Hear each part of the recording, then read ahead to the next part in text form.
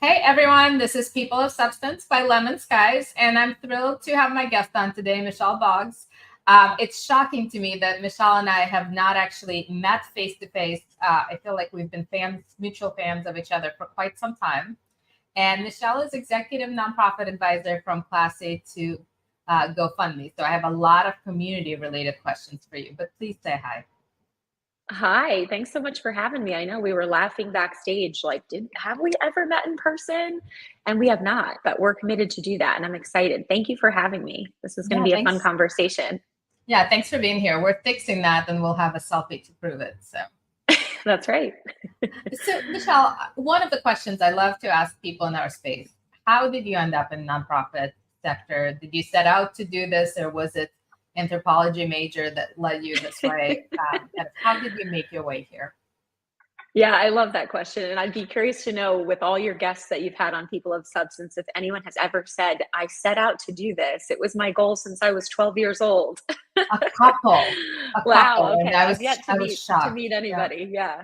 So like I would say most people fell into it, didn't really realize as it was happening what an amazing career it would turn out to be. But I got my start at the American Heart and Stroke Association, which I think you and I may or may not have overlap there. But um, kind of my mother had had a STEMI heart attack really young, so it affected our family. And we started as volunteers as just a way to get more involved and learn about heart health specific to women. And, that it is, continues to be the number one killer in women. And so started as a volunteer, got to know my local Heart Walk, Heart Association people, and they were like, you should work here.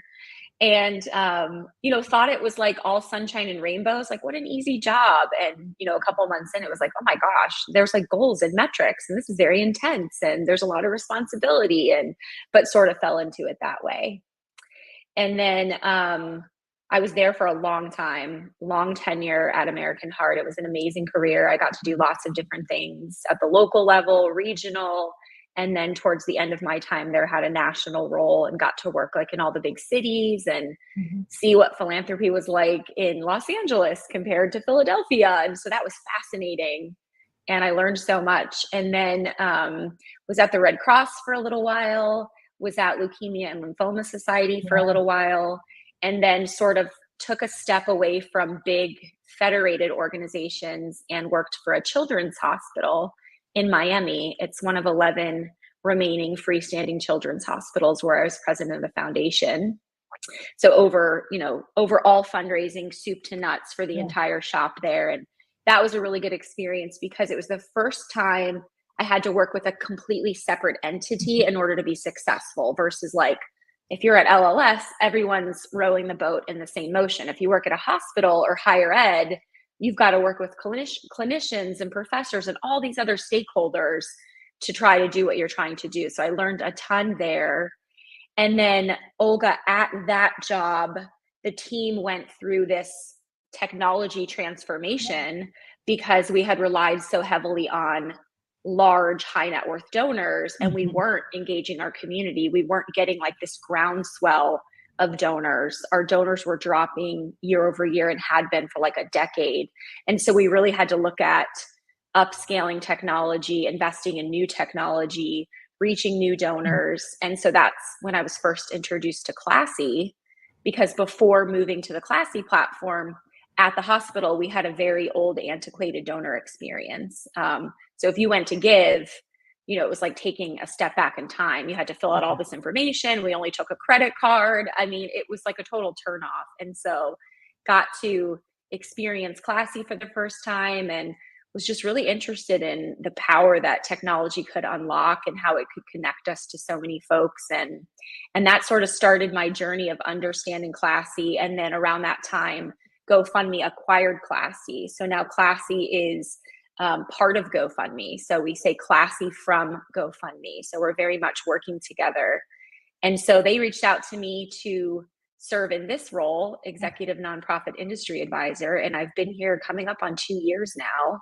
And I get to really be the voice of the customer. I get to bring what our customer partners are thinking about, what's keeping them up at night, what new technology they're interested in. And so really bring sort of that perspective and voice to our product teams and our marketing teams and our sales teams to really make sure that we're setting up our nonprofits to be as successful as possible, to raise as much money as possible. I mean, it sounds like you get to talk to a lot of nonprofits and then advocate for what they need. So it sounds kind of like pretty awesome. Yeah, it's been great. I mean, it's taught me like what a small world it is. I mean, I knew it was, but just, this person's now at this organization, and oh my gosh, now this person reports to this person. But it's been really exciting to see. Some of the things have been surprising, like some huge organizations you think are much further along in technology or in their transformational journeys. And then, I've experienced really small local nonprofits doing really innovative transformational things. So it's been really neat to see the broad range of where organizations are at and what they're focused on and what strategies they're investing in. And so, yeah, it's been wonderful. I've really been enjoying it. I love it when you kind of stumble on somebody who used to be an intern and they're like some big position or elected official, or, that's where it's kind of mind-boggling. So I love that. Yeah. Well, let me pivot a little bit. And one of the topics I really was curious to talk to you about is community. So there's been all these studies released, and Surgeon General has been speaking out about the epidemic of loneliness in our country. And speaking of cardiovascular health, it impacts that. It impacts mental health, obviously, a lot of factors. There are recent studies about social media and how it's really deteriorating our relationships. They might be broader, but much more shallow. And the word that's been used, disembodied. So I want to talk about things like GoFundMe and how do they bring community together and galvanize people around the community member. Like, do you think it's just a way to channel our natural inclination? Do you think it's a way that we're channeling that communal spirit? Yeah, I mean, all that stuff you opened up with is sad, and I've been reading a ton about that as well. Mine's been I post a lot about this on LinkedIn. Mine has been really focused on teenagers because I have 3 at the moment. And so, that same kind of concept of loneliness and spending so much time on their phones and all of that. But yeah, when prepping to talk to you, knowing we might touch on loneliness, we had read, the team at Classy and I, that something like a study from the Belonging Barometer said that 75% of people are stating that they do not feel a sense of belonging within their community. And then same thing, they don't feel a sense of belonging in the workplace. And so you could really unpack it through so many different areas. But yeah, I think GoFundMe continues to gain popularity because it's such a quick connector to a cause, a person, a tragedy, an event. And it's so easy to just show up with that identity of I stand with these individuals, even if I don't know them that closely, or maybe I do. Maybe it's a neighbor that I've gotten to know over the last 5 years that I just learned is, battling leukemia and I want to help out. And so I'm going to donate to the GoFundMe. It's been interesting in this role for the last 2 years because, in full transparency, sometimes nonprofits will come to me and say well, GoFundMe feels competitive to what we're trying to do. And so I think it's important to dispel that and have honest conversations around GoFundMe should be an added source, an added tool in your toolbox as a nonprofit. And the more that we realize people want to give through a mechanism like GoFundMe, it's easy, it's intuitive, it's modern. It feels like you're part of something bigger. You see the impact happen immediately. And so how can we view it as nonprofits as an added tool for us to reach more people, to engage more people? And what's been really neat about the Classy GoFundMe relationship is we're learning so much from GoFundMe that then we can take to our nonprofits and say, we're seeing a lot of success doing these things. Let's try to help you implement them and work them in as part of your strategy. But I think we've seen specifically around the community building, look at, if you take because we just celebrated this on LinkedIn, a year ago, believe it or not, was the Maui wildfires. Wow. And so we just kind of took a look back on what the power of community and connection can do when something super tragic like that happens. So people from over 100 countries donated to the GoFundMe for the wildfires for relief help, raising more than $65 million in a matter of just a few days. And so that's a big example, right, of not only people who are personally touched by communities in Hawaii and by Maui, but also just people who want that sense of belonging and feeling like what they're doing matters. And my $5 made a difference. And then personally, Olga, having worked here 2 years, would never have expected to have leveraged GoFundMe. But a year ago, a really good friend of mine's son passed away unexpectedly in a tragic bicycle accident. He was struck by a vehicle. And I set up a GoFundMe for them, like not expecting a ton, just maybe a little bit to offset funeral costs and burial costs. And anyhow, it ended up raising over $100,000. And it was, his school community, his temple community, his soccer community. And it just became this amazing thing that brought us all together. And what we hear a lot from users on GoFundMe and folks setting up campaigns or donating to campaigns, it's more than just the monetary impact. It also serves as like this connector. So you may come across and meet people by participating that you never maybe would have been exposed to. So with this example about my friend's son, you started to see people like, oh, I didn't realize you went to that temple. We should talk. Or, oh, I didn't realize your son played for the Knights, is traveling soccer. So it's like, in addition to the monetary help and the ability to demonstrate generosity by helping others, it also has become this major connection point. And so again, I think there's a lot we can learn from that as nonprofits. So yeah. Well, and it's actually, you read about philanthropic trends and some of the downward unfortunate trends and involvement. So something like that actually is very hopeful to see people really rally around, maybe in a different way, but rally around families. Yeah, sometimes I don't know what you think about this, but I read a couple op-eds about, like Giving USA and some of those trends that we see, and they are kind of, doom and gloom. But then you wonder, like, are they actually capturing all of the true generosity? Or are there these instances where we're not able to capture all of it? So is the story as, disheartening as it may come across? And I think what we've been talking a lot about within Classy and GoFundMe is like these different iterations of where we've evolved as a sector. So like Classy, when we started 11, 12 years ago, it was a very community-driven, peer-to-peer, started in San Diego with pub crawls of like bringing people together to raise money for breast cancer. And so as a sector, we always kind of were rooted in bringing people together. So think about like the Elks Lodge, churches, the big Relay for Life events that used to have thousands of people. And then somewhere along the line, to what you spoke about with technology, it sort of, was exciting that we could scale and reach all these new communities and fundraise anywhere. But I think somewhere along that line, we lost that connection. We didn't feel responsible anymore as nonprofits to maybe put people in close proximity or bring them together. And so I think part of that now we're dealing with is this like disengagement of this transactional fundraising of like, okay, I get a text message, I give, and I get a tax receipt back. Like I'm not empowered to do anything. I'm not being introduced to anybody else.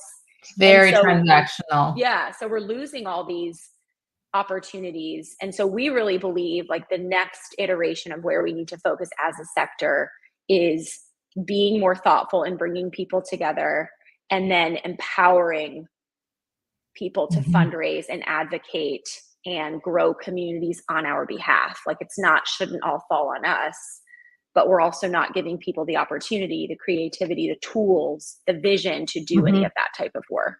And it may not hit your revenue line, but that has to be okay. Yeah. So I unfortunately, I cannot remember which article it was, but I ran across recently that kind of non-traditional philanthropy or grassroots philanthropy, if we want to describe it that way, is very popular and has been kind of a backbone in a lot of African-American communities and just some of the minority communities. Have you observed that? Is that one of the trends that GoFundMe sees? Yeah, that's a great question. I'm a part of this Greater Giving Summit group, and I can Mhm. share some of these articles specifically about that, but we're seeing a huge surge in groups focused on engaging and galvanizing like Mhm. specific micro communities that maybe have been consistently underrepresented. Um, GoFundMe is so it's so democratized. Like anybody can start a Mhm. GoFundMe, right? Versus like, I think in the past, I don't know about you at your days with like diabetes or Special Olympics, but I was always trained on like the donor pyramid. Mhm. So, okay, people come in through mass marketing, and then my job is to like bring them up the pyramid. Yep. And hopefully one day they'll become a significant donor, and even better, they'll leave a bequest or a planned gift to our Mhm. organization. And those people at the top of the pyramid is where I'm gold, where I feel like I'm successful, where Mhm. I'm told to spend my time, where the majority of our stewardship and cultivation goes towards. And that model is so antiquated and has really done a disservice to those communities because that pyramid is linear, right? Mhm. We're moving It people is. up. We dictate how you come into our organization. It's very biased in so many ways. And so hopefully, I'm hoping people are not still using that. I mean, I've been talking a lot about like blowing that up and providing more, or thinking about the donor experience as more of like a vortex model where you've got volunteers, you've got benefactors who are benefiting from your organization, you've got donors, you've got social media influencers, you have all these people, and you're not trying to feed them up Mhm. this transactional linear journey.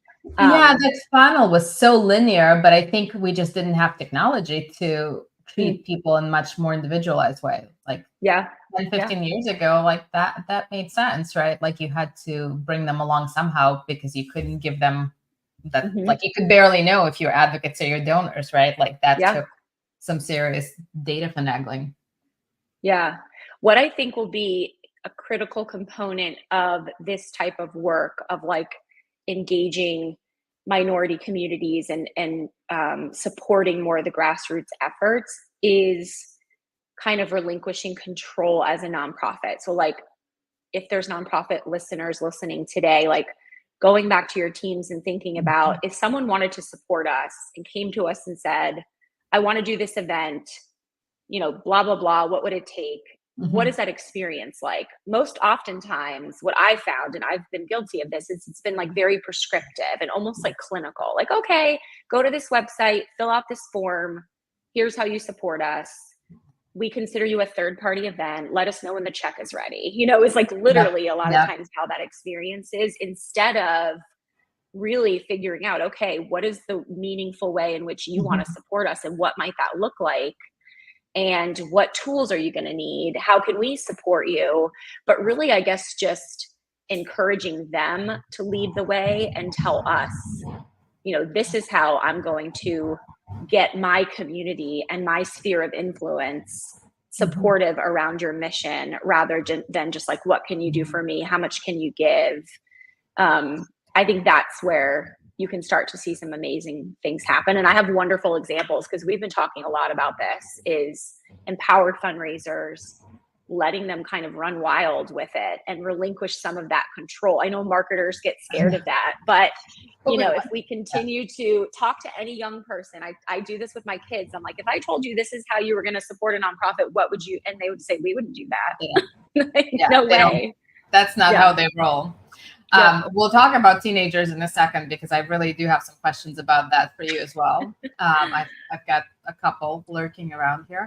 But to your point about empowering people, I think about, and I've probably created some storm with that.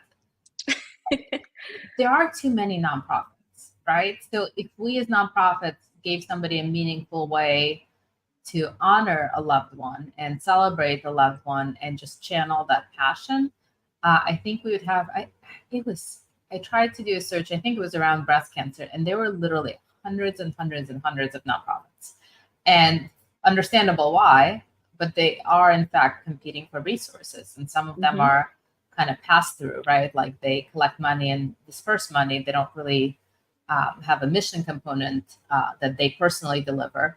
Hmm. And if we gave people a meaningful way to honor those loved ones, that could be a pathway for them, and they wouldn't feel like they need to go through nonprofit, starting one, creating a board, creating bylaws, all of those things. Mm-hmm. Yeah. Well, first of all, I meant to say this in the beginning, but we got started into my long story about how I got started in nonprofit. But like, I so appreciate the content that you put out, because you are thought provoking, even if to your little, comment before, if maybe you ruffled some feathers. But I love that about you. Like, that's why I'm drawn to read everything that you put out there, because you do kind of push us as a sector to think differently and challenge the status quo. So thank you for that. Thank you for being bold and challenging that. But yeah, I think you really hit the nail on the head with something that we should be thinking about, is like, the reason when something tragic happens, the reason people then turn it into, you see this happen all the time, the Woltman family has started a nonprofit in honor of their daughter. And as the people that do this every day, you are thinking, Yep. like, no, don't do that. Like, Don't do that. do you have any idea how much work is going to go into that? And, the sustainability. And I think the last statistic I saw is there's like 1.9 million nonprofits in the United States, and 85% work on a budget of less than $500,000 a year, right? So, but I think the reason that family goes down that path is because we have not provided a place for that energy to turn into something meaningful. Because if they were to reach out to a lot of these organizations tied to maybe whatever their child went through, it feels transactional. It does. Thank you so much. I'm so sorry you went through that. If you want to come, we'll do a check presentation. Like, here's your receipt. Back to what I was talking about before, versus like, imagine the conversation if it were like, Olga, like, what are you thinking about as far as honoring, how can we like help you with this? What could it look like? Like that type of exciting, visionary, what would it take? What could it look like conversation? Yeah, I think there's so much to that. Is I think people feel the need to start a nonprofit because the ones that exist are not allowing them to channel some of that energy and that need to turn it into something better. And the word receipt just in and of itself feels very, like, I understand for tax purposes you have to have something, but it feels very, very transactional. Yeah. Well, let's switch gears to teenagers. So I've got two, and you've got, if I'm not mistaken, if my online snooping to be trusted, 4 kids, right? I have 4, yeah. 4 kids, 3 teenagers. 3 teenagers. And a lot has changed since our kids were young toddlers, babies. And I just sort of think about younger women in our space, but in general, younger women who are thinking about family or have young kids, and what's different for them, and what can we say to them that somebody should have said to us maybe when we were in this toddler days and kind of trying to juggle. Oh my gosh, yeah. Well, first, how many do you have? I've got 2. Okay. And are they both teenagers? Both teenagers, and Okay. both consume a lot of food and a lot of yes. They're very athletic, so I have a lot of Febreze around the house. Same. Are they back to school yet or no? Monday.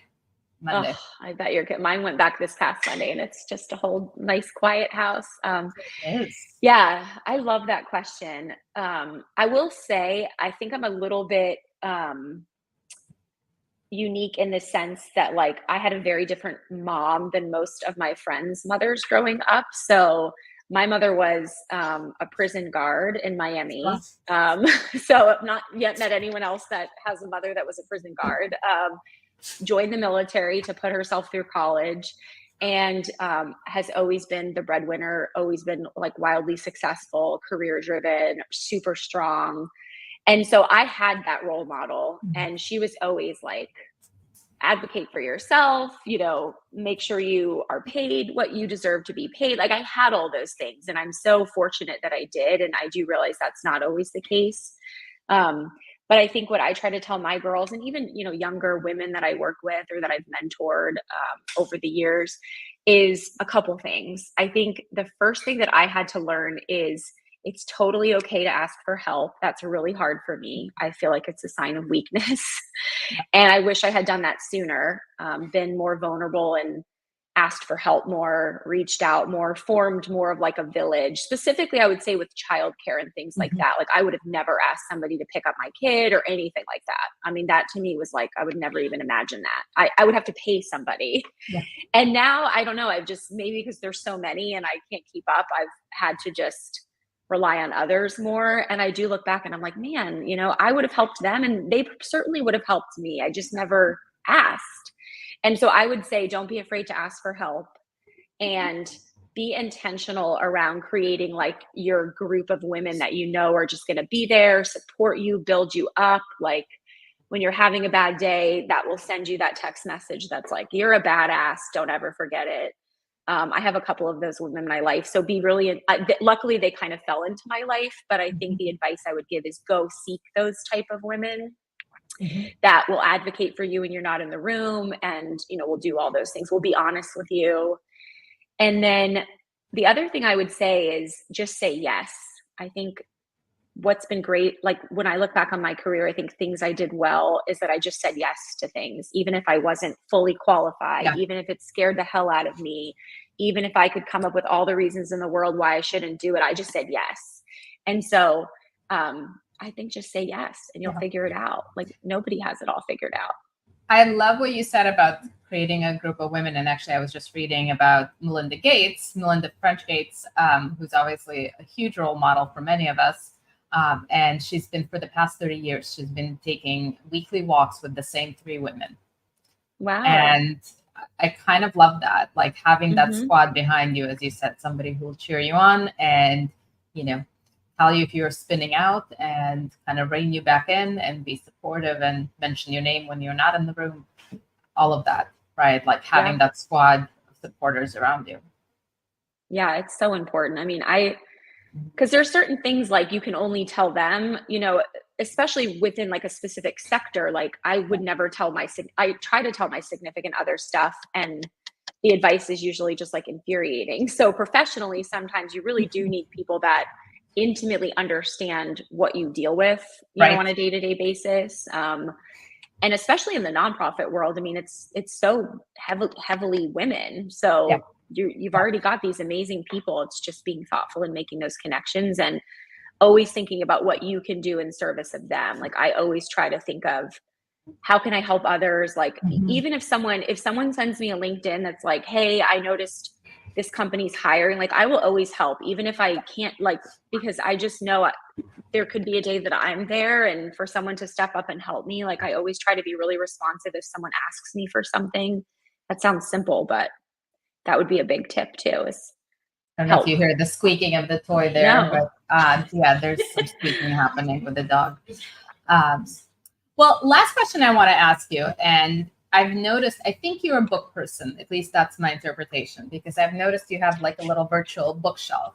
And I wanted to ask you about the significance of that. Yeah, I'm a total book person.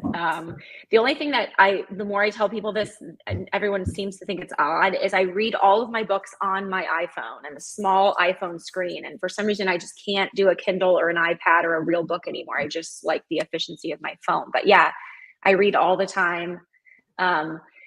Transparently, because in this role at Classy and GoFundMe, a big part of my job is bringing along the organization to stay abreast of what's happening. So day to day, I read a ton, as I know you do too. So I'm constantly reading articles. And so like personal fun reading, I tend to, you know, pick things that are completely away from like professional development. I tend to do things that are like either really thought provoking or interesting or exciting, but yeah, I'm all over the map with what I read, but I love to read.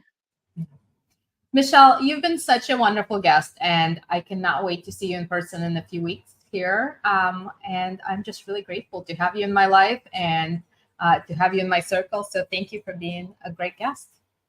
Thank you. And you thinking, you know, speaking of people of substance, you really are one of those people to me. So again, thank you for everything that you contribute to this sector and pushing us and challenging us. And thank you for having me. This was great. Thanks for